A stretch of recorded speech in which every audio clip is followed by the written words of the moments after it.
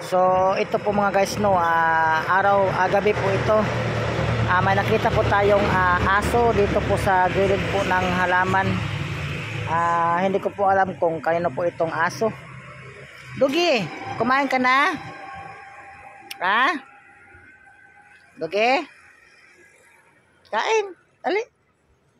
Medyo takot po siya guys no. Dito lang po yan sa may Barangay 35 JP Rizal Street, Paypaho, Caloocan City. Siya po ay may halo pong puti at saka itim. Batik-batik po ang kanya pong katawan po no. Dugi! Ha? Medyo takot po siya. Hindi ko po siya nilapitan, baka po siya ay mangagat. Dito lang po yan mga guys. Ayan. Ayan po yung location. JP Rizal Street. Itong aso. So hello po mga guys no. Nakita niyo itong aking hinawakan. Ito po ay isang pagkain po ng pusa. Pwede rin po sa pagkain po ng aso. Ito po siya ay isang plastic. Kahit po siya ay tupiin, talaga pong matibay.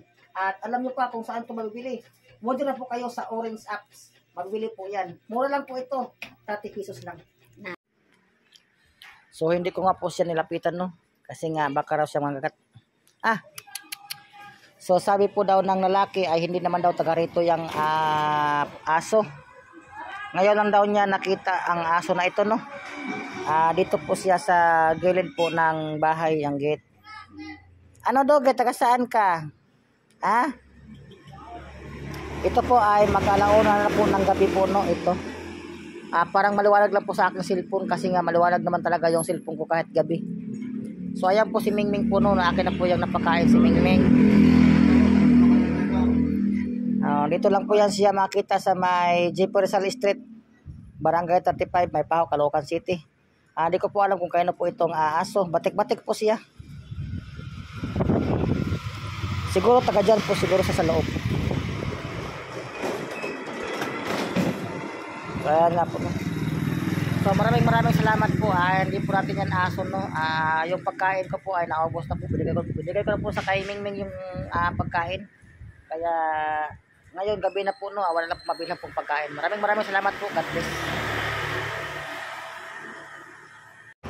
Sige, kain. Obos yan ha. Dito lang po siya makita sa may C3 po no. Stoplight po ng C3 ng Caloocan. Itong si Mingming. Obos yan Mingming ha, obos. Obos yan. Ang taba-taba po niya no. Wala po siyang owner, wala po siyang may-ari po no. Kaya dito lang po siya nag-i-stay sa may gilid po ng Ambassador. Itong si Mingming. Obos yan Mingming ha. Kaya nag-iikot po tayo ngayong gabi po no. Gabi po ito ngayon. Parang araw po ang gabi po no. Yung super liwanag po ng cellphone. Yan. Maraming salamat po. God bless. So meron po siyang kinakain po no. Yung plastic po no. Yung pagkain. Yan. Kaya kainin po niya yan kasi napakarami po yan. Dito rin po tinatapon po yung mga titirang pagkain para po makain po ng mga aso. So mayroon na daw kukuha, sabi po nila. Nadaan ako kanina.